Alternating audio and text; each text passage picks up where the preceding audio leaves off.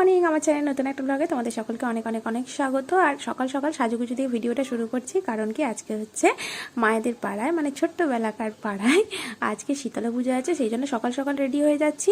কিন্তু এত গরম পড়েছে, ভাবলাম যে এই বাটিকের শাড়িটাই ঠিকঠাক আছে। আর এই শাড়িটা আমার নয়, কিন্তু আমার কোনোদিনই শাড়িটারই কেনা হয়ে ওঠে না খুব একটা।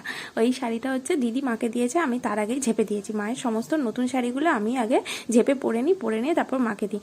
এই শাড়িটা খুব নরম, ভাবলাম এই ওয়েদারে এটাই ঠিক আছে। বুবুকে তো সকালবেলা স্কুল দিয়ে এসেছে সৌরভ, আর তারপর আমরা রেডি হয়ে বেরোচ্ছি। আর স্কুল থেকে আসার সময় ও নিয়ে চলে এসেছে হচ্ছে মালা আর মিষ্টি টিষ্টিগুলো নিয়ে এসেছে। আর ফলটা বাবা আগের দিন কিনে রেখে দিয়েছে, তো আমি আর এই ব্যাগের মধ্যে নিয়ে নিয়েছি। গিয়ে যা ওই নাইটি পরবো সেগুলো কয়েকটা নিয়ে নিয়েছি। মায়ের কাছে কিছু আছে, আজকে ভাবলাম না যেহেতু পুজো ব্যাপার, তাই অন্য কিছু নিই। ভাবলাম যাবার আগে তরমুজ নিয়ে নিই, যেহেতু প্রচণ্ড গরমটা পড়ে গেছে আর বুবু স্কুল থেকে চলে আসবে, রোদ থেকে আসবে, ভাবলাম একটু তরমুজ নিই, তাহলে দুপুরবেলা যখন খুব গরম হবে তখন তরমুজটা খেলেও একটু শান্তি লাগবে। সৌরভের কিন্তু ছুটি নেই, ও শুধু আমাকে মায়ের বাড়িতে নিয়ে যাচ্ছে। তরমুজগুলো আমি ওকে বলছিলাম যে দেখে নাও না, একটু নিজের হাতে করে একটু চেক করে নাও।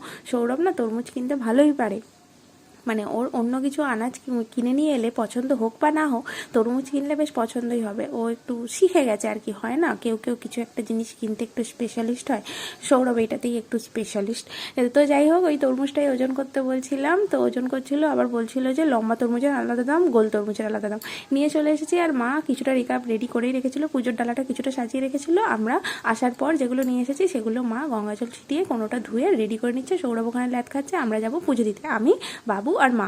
বাবু ওখানে রেডি হয়ে গেছে আর আমরা বেরিয়ে পড়েছি। মায়ের হাতে দিয়ে দিয়েছি ফুলের প্যাকেটটা, আর আমার হাতে নিয়ে নিয়েছি পুজোর ডালাটা, মানে যেটার মধ্যে ফুল ফল মিষ্টি এইগুলো আছে। ফুলটা তো মায়ের হাতে আছে, ফল মিষ্টি চাল এই সমস্তগুলো আছে। ওগুলো নিয়ে এখন তিনজনে মিলে বেরিয়ে পড়েছি। এখানে পুজোর লাইন দিয়েছিলাম। লাইন সকাল সকাল আমরা পুজো দিই বলে লাইন খুব একটা পড়ে না, এখানে প্রচণ্ড ভিড় হয়। যারা জানো তারা তো জানো অবশ্যই। তো মাকে বললাম তুমি আগে ধূপবাতিটা দেখিয়ে নাও, তারপর আমি ধূপবাতি দেবো। আর বাবু এক সাইডে দাঁড়িয়ে আছে, যেহেতু এই সামনেটা ভিড়ভাড়টা হয়ে আছে তো ওই জন্য। আর এই হলো আমাদের মা শীতলা ঠাকুরটা, দেখেছো? ঠাকুরের সমস্ত যা অর্নামেন্টস পরে আছে সব কিন্তু সোনা।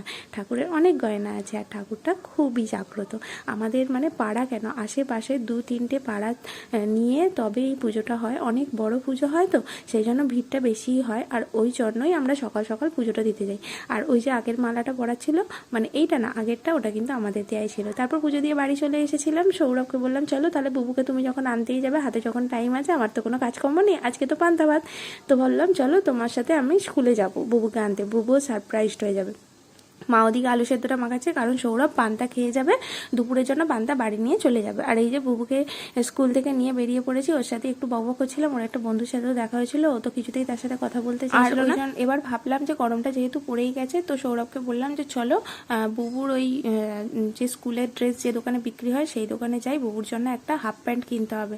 ওই যে ট্যাঙ্কের ওপর শুয়ে পড়েছে, ওর বাইকে ওঠা মানেই সামনের দিকে শুয়ে পড়বে। ওই যে ওকে বলছিলাম এদিকে দেখ। এই যে সৌরভ, বুবু আর আমি এখন বেরিয়ে পড়েছি। এখন উদ্দেশ্য হচ্ছে একটাই, বুবুর জন্য হাফ প্যান্ট কিনতে যাওয়া। সেই দোকানে এসেও বুবুর আর এক বন্ধুর সাথে দেখা হয়েছে, এর নাম হচ্ছে আর্য। ওর সাথে কথা বলার জন্য ছটপট করলেও আমার ছেলেটি হচ্ছে বাড়িতে ছটপট যতই করে, বাইরে ঠিক ততটাই শান্তশিষ্ট হয়ে যায়। বাইরে বেরোলে কারোর সাথে কথা বলতে চায় না। আমি যদিও এই স্বভাবটা একদম পছন্দ করি না, আমি খুব বকাবকি করি, কিন্তু করলে কি হবে, ওই যে ওদের মুড যখন হয় তখন তো এমনভাবে গল্প করবে বন্ধুদের সাথে দেখা হলে, যেন তো কত বড় হয়ে গেছে, কত বন্ধুত্ব হয়ে গেছে এরকম। তো যাই হোক, ওই বন্ধুর নেওয়া হয়ে গেছে। এবার হচ্ছে বুবুর জন্য ওই প্যান্ট বার করতে বলছিলাম। তো এখন দেখো না, ও চলে যাওয়ার পর, বন্ধু চলে যাওয়ার পর ওর মুখে হাসি ফুটেছে।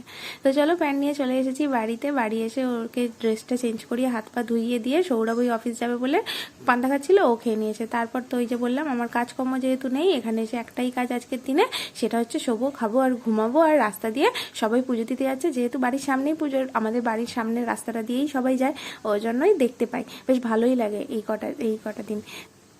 আর এখানে বাবা দেখছে টিভি, মা ওখানে চেয়ারে বসে আছে, আর বুবু নিচে বসে আছে বলতে ওই দেখো একটু পরে উকি মারবে। বুবু নিচে বসে আছে, যত খেলনা আছে সমস্ত খেলনাগুলোকে নিচে ঢেলেছে, সমস্ত ঢেলে এখন ওখানে বসে আছে। আবার ক্যামেরা দেখতে পেয়ে একটু হাই হ্যালো করে দিল। ঘুমাবো বলে ঠিক করেছিলাম, কিন্তু যেহেতু গান বাজছে, সামনে দিয়ে পুজো নিয়ে যাচ্ছে অনেকে, সেই জন্য ঘুম আর হয়নি। এখন একটাই কাজ, সেটা হচ্ছে জানলা খুলে একটু লোকজন দেখছিলাম।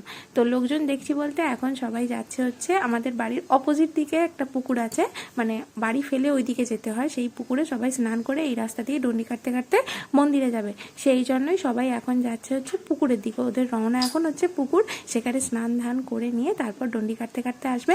তো সেটাই এখন দেখছিলাম, এখন ওরা যাক আর আমি ততক্ষণ এদেরকে দেখতে থাকি, আর তোমরা চ্যানেলটা সাবস্ক্রাইব করতে থাকো।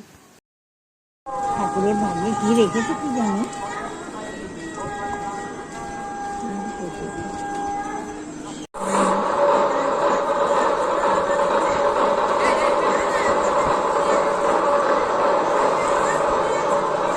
আমি অয়নকে বলি তোর মাকে দুটো পাখা কিনতে বলবি, আর খোলা খোলা ওলা বাদাম কিনতে বলবি।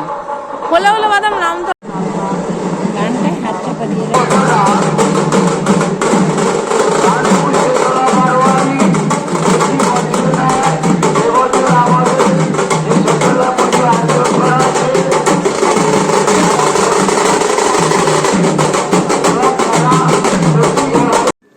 বুবু দুপুরে পান্তা খেয়ে ঘুমিয়ে পড়েছিল, আর এই ঢাকঢোলের আওয়াজে ও উঠে পড়েছে। তাই মা, আমি আর বুবু তিনজনে মিলে এখন জানলা দিয়ে এই ডন্ডিকাটা দেখছি।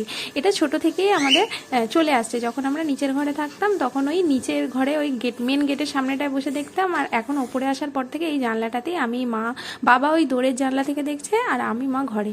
আর এইখানে না প্রতি বছর ডন্ডি কাটার সময় ভর হবেই হবে, আর এই হচ্ছে তার নমুনা। আগের বছরের ভিডিওটাও তোমরা যদি দেখে থাকো দেখবে যে সে বছরও হয়েছিল আর এবছরও হয়েছে। ইনি একজন চলে গেলেন, আর একজন হয়েছিল লাস্টে একটা ছেলের। এটা প্রতি বছর হয়েই থাকে। বলে কি না যে কিছু দোষ ত্রুটি করলে তাদেরই ভর হয়। আর ওই দেখো ওই টুকুটুকু পুচকে মেয়েগুলো ডন্ডি কাটছে, দেখছো? ওই যে পিঠের ওপর বসিয়ে দিল, ওই তাদের মায়েরা কাটলে ওদেরকেও সঙ্গে নিয়ে চলে আসে। আর ঠাকুরের কি ইচ্ছা তুমি ভাবতে পারবে না, তাদের কিছু হয়ও না, তারা কি সুন্দর মানে আনন্দ করতে করতে মায়েদের সাথে, ঠাকুমার সাথে, কেউ দিদার সাথে, মানে বাড়ির লোকের সাথে কি সুন্দর তারাও আবার আবার ঢাকঢোলের সাথে নাচাটাও কিন্তু বাদ যায় না, সেটাও কিন্তু চলতে থাকে। তো যাই হোক, এই সমস্ত ডন্ডি কাটা দেখে না আমারও ইচ্ছা করে ডন্ডি কাটবো। তো দেখা যাক, ঠাকুর যেদিন চাইবে অবশ্যই জানি আমি কাটবো।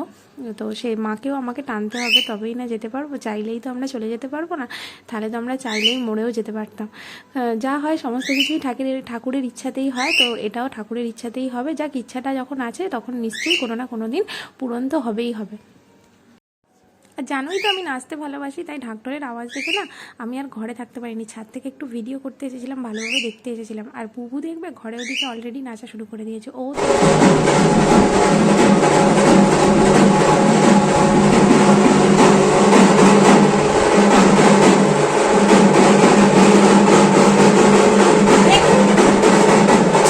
আগেই ডন্ডি কাটা শেষ হয়ে গেলে আমি, তুলু আর তনুশ্রী তিনজনে মিলে বেরিয়ে পড়তাম। ওরা আমার ছোটোবেলাকার বান্ধবী, সেজে গুজে যেতাম ধুনো পোড়া দেখতে। কিন্তু ভাগ্যের পরিহাস, মানে সহ্য করতে পারলো না আমাদের তিনজনের বন্ধুত্ব, তাই একজন চলে গেছে চিরতরে। তারপর থেকে আর ভালো লাগে না, ইচ্ছা হয় না সেজে গুজে যাই ধুনো পোড়া দেখতে। তাই ঘরেই বসেছিলাম, মা একটু তরমুজ কেটে নিয়ে এলো ওই সকালে যেটা এনেছিলাম। তারপর বিকালে তো প্রসাদটা আনতে যেতেই হতো, তাই আমি আর তনুশ্রী বেরিয়ে পড়েছি। আর অত্যাধিক ভিড় হয়েছিল এবছর মন্দিরে। এখন ওই মন্দিরের দালানে চরণামৃত্যটা দেওয়া হচ্ছে, চরণামৃত্যটা এখান থেকে নেবো। আর বাইরে অনেকগুলো কাউন্টার হচ্ছে, সেখান থেকে প্রসাদ নিতে হবে। তো অলরেডি একজন দাঁড়িয়ে আছে, এই হলো আমার ছোটোবেলার বান্ধবী ধনুশ্রী। আর ওদিকে লাইনে দাঁড়িয়ে আছে আর একজন, তার কাছে স্লিপগুলো জমা দিয়ে এসেছি। আমি বললাম যে তুই দাঁড়া, আমি চরণামৃত্যটা নিয়ে চলে আসি, এসে তারপর আবার প্রসাদ নিয়ে বাড়ি ফিরবো। চলো তনুশ্রীকে আরেকবার দেখিয়ে দিই। এই হলো আমার ছোটোবেলাকার বান্ধবী। আর একজনকে তো তোমাদেরকে আর দেখাতে পারবো না, যাই হোক পুরনো 1 বছর আগেকার ভিডিও যদি দেখে থাকেও 1-2 বছর আগেকার, সেখানে দেখতে পাবে তাকে। তো চলো এবার যাওয়া যাক, প্রসাদটা নিয়ে নিই, প্রসাদ নিয়ে ঘরে যাব। আর যেহেতু আজকে ওবেলা রান্না হয়নি, তাই সূর্য ডুবলে সন্ধ্যেবেলা রান্না হবে, আলুর পরোটা করবো। এই হলো প্রসাদটা।